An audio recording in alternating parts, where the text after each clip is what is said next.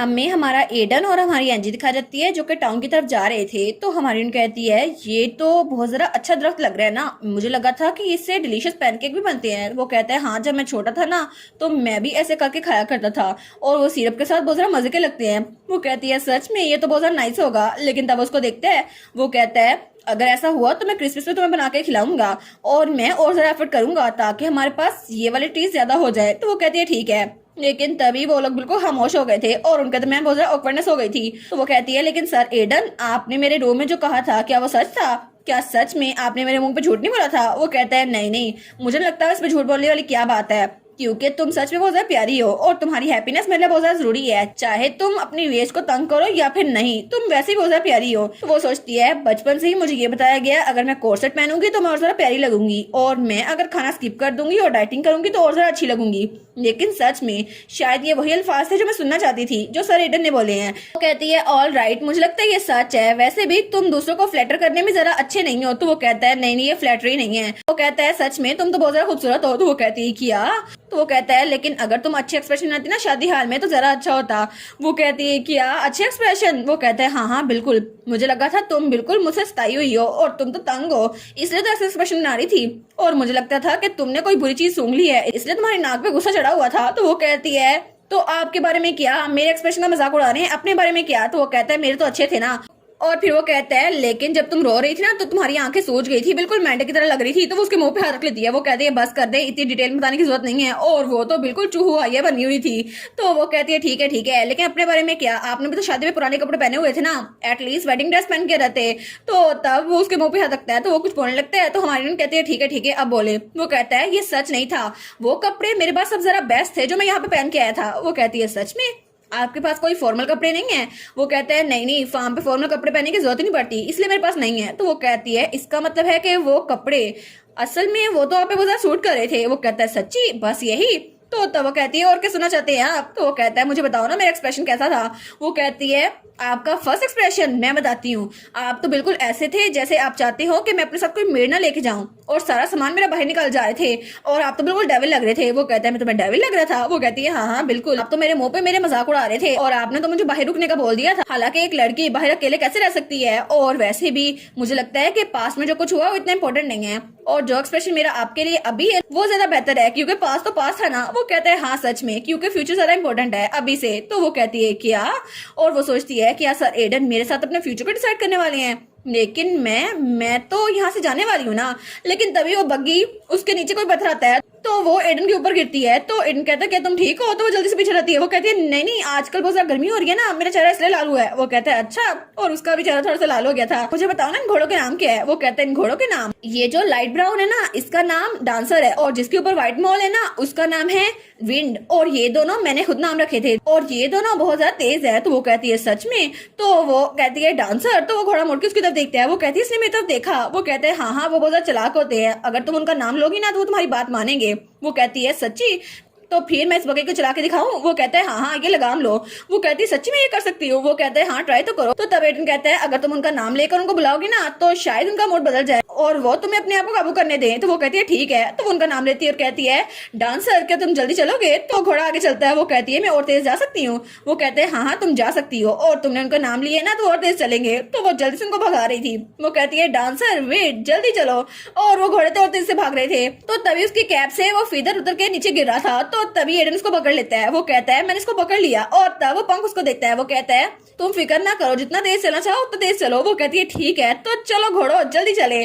और उसके बाद वो लोग डेल्टन फार्म से निकल चुके थे जहाँ पे कोई आउटसाइडर अलाउ नहीं था, और तब थोड़ी देर बाद वो लोग टाउन पहुंच चुके थे। वो कहती है यहाँ पे तो बहुत सारे लोग हैं। वो कहते हैं हाँ आज वीकेंड है ना तो ज्यादा लोग यहीं पर आए हैं। तो तब वो हर जगह को देख रही थी। वो कहती है वाह ये जगह कितनी ज्यादा प्रिटी है, और एडन तो एक जगह रह गया था और वो तो हर चीज घूमी जाती थी। वो कहती है कि हाँ इतनी सारी चीजें है ना। तब ये उसका हाथ पकड़ लेता है। वो कहता है अच्छा होगा कि तुम कहीं गुम ना हो जाओ, इसलिए मेरा हाथ पकड़ लो। और तब वो कहता है बाय द वे अगर तुम्हें अनकंफर्टेबल लगे ना मेरे तुम्हारा हाथ पकड़ना तो तुम मुझे बता सकती हो, ठीक है? तो वो कहती है नहीं मुझे ये नापसंद नहीं है। तो तब वो कहता है ठीक है, और उसके कान भी लाल हो गए थे।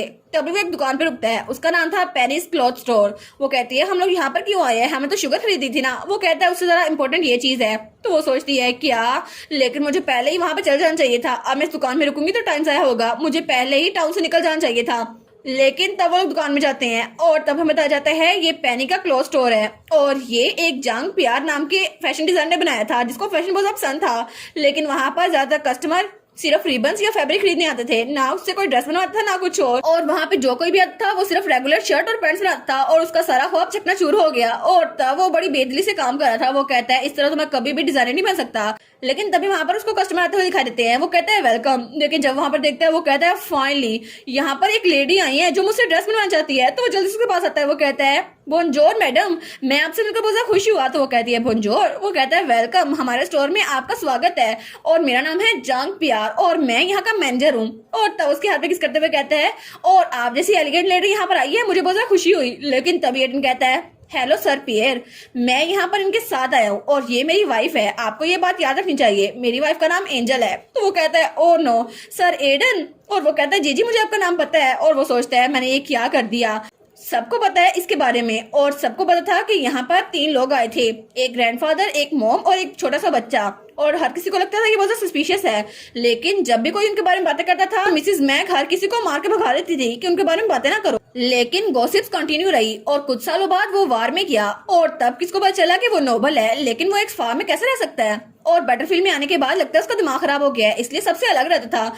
लेकिन वो सोचता है आखिर ये मुझको घूरी क्यों जा रहा है। वो कहता है मुझे माफ कीजिएगा, मुझे पता ही आपकी वाइफ है, लेकिन मैं कुछ जरा एक्साइटेड हो गया था और मैं इनकी तरफ नजर नहीं रख रहा। तो वो कहता है ठीक है, मुझे खुशी है कि तुम्हें अपने कस्टमर का पता होना चाहिए। तो वो कहता है जी जी, आपको कैसा फैब्रिक पसंद है मुझे बताइए ना। तो वो कहता है मैं कस्टम क्लोथिंग लूंगा और एक कंफर्टेबल क्लोथिंग जो बाहर जाने के लिए और घर में रहने के लिए ठीक हो। तो वो कहता है सच में, फिर तो आप मुझ पे इंटरेस्ट कर सकते हैं ये सब कुछ। और वो सोचता है आंट मैग और फादर ने कहा था वो अपनी बीवी से बहुत ज्यादा प्यार करता है और उनका कपल बहुत ज्यादा स्पेशल है। और आंट मैग ने कहा था उनको देख के तो मुझे अपनी जवानी के दिन याद आते हैं। और मेरे फादर ने कहा था कि उसने वो पिग्स नहीं बेचे क्योंकि उसकी बीवी को वो पिग्स बहुत ज्यादा पसंद थे और वो तो अपनी बीवी से बहुत ज्यादा प्यार करता है। तो वो कहता है लेकिन आपको किस प्राइस रेंज में कपड़े चाहिए। तो एडन कहता है पैसों की फिक्र ना करो, बस फैब्रिक अच्छा होना चाहिए। वो कहता है ठीक है और चीजें खंगाने लग जाता है। तो हमारी हीरोइन कहती है क्या मेरे कपड़े, लेकिन उससे कहती है एडन मेरे पास तो बहुत ज्यादा कपड़े है ना। वो कहते हैं ऑब्वियसली नहीं, वो मेरी मॉम के कपड़े थे जो बहुत ज्यादा पुराने हो गए हैं और तुम्हें तो कहीं आना जाना होगा ना, तो लड़कियों के कपड़े के बारे में मुझे कुछ पता नहीं है, खुद ही डिसाइड कर लेना। वो कहती है लेकिन फिर भी अगर तुम अपने कपड़े ले लो तो ज्यादा अच्छा होगा। तो तभी वो डिजाइनर वहां पर आता है। वो कहता है जरा देखो सही मैडम, ये कलर आप पे बहुत ज्यादा सूट करेगा और ये येलो कलर आपकी स्किन के साथ बहुत ज्यादा सूट करेगा। तो वो कहती है ना मेरी स्किन के साथ हर कलर सूट करता है। वो कहता है ये तो अच्छा है ना, तो आपके दिमाग में कोई डिजाइन है। तो हमारी हीरोइन कहती है कोई ऐसा डिजाइन जिसमें कोर्सेट ना हो, जिसको टाइट ना करना पड़े। तो तभी वो कहती है नहीं सर एडन, मुझे कोई भी ड्रेस नहीं चाहिए, मुझे कोई नहीं चाहिए, मेरे पास बहुत सारे कपड़े पड़े हैं। तो एडन कहता है फिक्र ना करो, मेरे पास बहुत ज्यादा पैसे हैं, मैं तुम्हें ले दूंगा। तो डिजाइनर कहता है ओ मैडम आपका तो हस्बैंड बहुत ज्यादा जनरस है। और वो सोचती है क्या सच में इसको मुझे कपड़े लेके देना जरूरी था। तो एडन कहता है एक नया एप्रन भी मिल सकता है। वो कहते हैं हाँ वो भी मिल जाएगा। तो हमारी कहती है नहीं सर एडन बस कर दें, लेकिन वो तो उसको बिल बनवा भी रहा था और एडन ने पेमेंट भी कर दी थी एडवांस। तो हमारी सोचती है मुझे पहली बार कपड़े खरीदते हुए इतना अनहैप्पी फील हो रहा है, मैं तो बिल्कुल नहीं चाहती ये कपड़े खरीदे और उन पर पैसा आया करे, लेकिन ये तो कितने प्यार से देख रहे हैं ना मुझे और फिर भी मेरा जमीर मुझे मलामत किए जा रहा है कि मैं तो यहाँ चले जाना है, आखिर इसके कपड़े जाये हो जाएंगे ना। तो वो तो बहुत उदास थी। तभी वो डिजाइनर एक तरफ देखता है। वो कहता है ओ माई मैरी भी यहाँ पर आ गई है, तो मुझे लगता है आपकी मेजरमेंट ले लेगी वो। तो लड़की वहां पर आती है और वो कहती है मेरा नाम मैरी नहीं मरी है और तुम्हें मेरा नाम अच्छे से पता भी नहीं है और तुम तो अपना नाम भी बिगाड़े हो, तुम्हारा नाम तो जिन है। वो कहता है नहीं जिन नहीं जैंग है मेरा नाम। वो कहती है सेम लेटर्स है फिर भी तुम नाम को बिगाड़ते क्यों रहते हो। वो कहता है क्योंकि वाइफ डिफरेंट है ना और वैसे भी तुम्हें क्या पता। तो वो कहती है ठीक है अब तुम क्या ही कर सकते हो मेरे बगैर, और वैसे भी तुम तो मेरे बगैर कुछ भी नहीं हो। तो वो कहता है सच में तुम अपने बड़े भाई से ऐसे बात करोगी। वो कहती है तो मेरे बड़े भाई कैसे हुए, हम तो ट्विंस है ना। तो तभी वो लड़े जाते थे, लेकिन तभी एडन कहता है एक्सक्यूज मी। तो वो दोनों बिल्कुल अच्छे बहन भाइयों की तरह बिहेव करते हैं। वो कहते हैं हेलो हम लोग अच्छे सिबलिंग्स हैं। तो तभी मैरी उसको ले जाती है। वो कहती है आपकी मैं मेजरमेंट ले लेती हूँ। और तब वो लोग चेंजिंग रूम में आ गए थे, तो तब वो उसकी मेजरमेंट ले रही थी। तो तब हमारी एंजी कहती है असल में मैरी मेरे हस्बैंड चाहते थे कि वो मेरे लिए कपड़े खरीदे, लेकिन मुझे उसकी जरूरत नहीं है। और वो सोचती है मुझे यहाँ पर आकर उससे बात करनी चाहिए। तो मैरी कहती है कोई बात नहीं मैडम, इसलिए तो मैं उनकी ग्रेटफुल हूँ कि पहली बार हमारे पास कोई कस्टमर आए हैं जो काम के हैं, क्योंकि पहले तो सब लोग सिर्फ फैब्रिक या फिर रिबन लेने आते थे। और तब उसकी मेजरमेंट ले रही थी। वो कहती है मैं अपने भाई को डांटती रहती थी कि ऐसे टाइम जाया ना करे, लेकिन उसको फैशन की बहुत ज्यादा कदर थी। तो हमन कहती है अच्छा ये तो ग्रेट है। तो वो कहती है और आपकी मेजरमेंट्स हो चुकी हैं, आपकी बॉडी पे तो कोई भी कलर सूट करेगा। तो और फिर वो कहती है अगर आप चाहे तो हम आपको नई शमीज और नए ड्रायर्स भी ले सकते हैं। वो कहते हैं नहीं बस काफी है, पहले बड़ा खर्चा हो गया है। तो तब वो पर्दा खोल के बाहर आती है। तो तब वहाँ पे एडन नहीं था। वो कहती है सर एडन कहाँ पे गए? तो तब डिजाइनर कहते हैं असल में उनको कुछ काम था तो वो थोड़ी देर के लिए चले गए हैं, तो क्या आप यहाँ पर मेरे साथ चाय पीना चाहेंगी? तो हमारी कहती है क्या? तो तब वो जाने लगती है। वो कहती है असल में मुझे भी कुछ काम था तो मैं वहाँ पे जा रही हूँ। तो वो डिजाइनर कहता है ठीक है, आपके हस्बैंड जहाँ पे गए ना मैं आपको स्टोर का नाम बता देता हूँ। तो वो कहती है हाँ ठीक है। तो वो कहता है क्या आप हमारे घर भी आ सकती हैं? हमारे फादर के साथ सर एडन के बहुत ज्यादा अच्छे ताल्लुकात है और अगर आपको टाइम मिले तो अपने हस्बैंड के साथ यहाँ पे आइएगा। वो कहती है ठीक है, मुझे टाइम मिला तो जरूर करूंगी और थैंक यू मुझे इन्वाइट करने के लिए। और तब उसको एक बॉक्स देता है। वो कहता है ये हमारी तरफ से फ्री है। और जब उसको खोलती है उसके अंदर एक बेड थी, वो सस्पेंसर था। वो कहती है सच में? तो ये आप सर एडन को खुद क्यों दे रहे थे? वो कहता है नहीं, अगर आप उनकी वाइफ उनको देंगी तो उनको ज्यादा खुशी होगी। और तब वो दोनों उनको बाय करते हैं। और उसके बाद हमारी एंजी वहां से निकल आई थी। वो सोचती है मुझे क्या करना चाहिए। सर एडन अचानक से मेरे साथ इतना नाइस कैसे होना शुरू हो गए हैं? मैंने तो कितनी बार सोचा था कि यहाँ से भाग जाऊं, लेकिन उसने तो कितनी बार मेरा मजाक उड़ाया था कि मैं फैशन पे इतना ध्यान क्यों देती हूँ, तो अचानक से मुझे कपड़े क्यों खरीद के दे रहा है। और वो सोचती है इस तरह तो मैं भाग भी नहीं सकती। और तभी वो कहती है मुझे यहाँ से जाना होगा, लेकिन सूरज तो सवाने पे था। वो कहती है इतनी सारा गर्मी में कैसे ही जाऊं।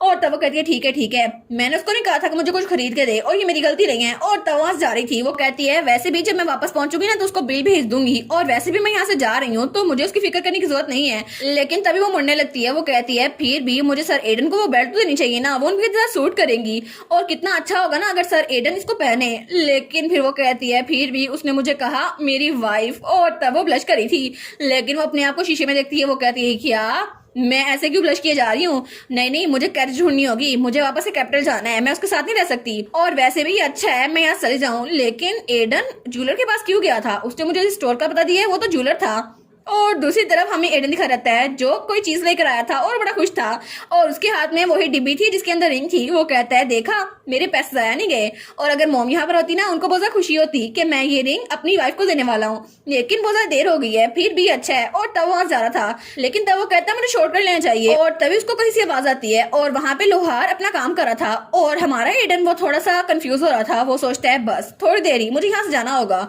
लेकिन तभी उसको किसी की आवाज सुनाई देती है। वो कहता है नहीं ये जंग वाली सिचुएशन नहीं है, मैं वहां पर नहीं हूँ, ये लेस्ली है मेरा होम टाउन, मैं यहाँ पर रहूंगा, ठीक है यहाँ पे कोई मुझे कुछ नहीं कहेगा। लेकिन तभी दो लोग उसके पास से गुजरते हैं। वो सोचते हैं बस थोड़ी देर और जाना है।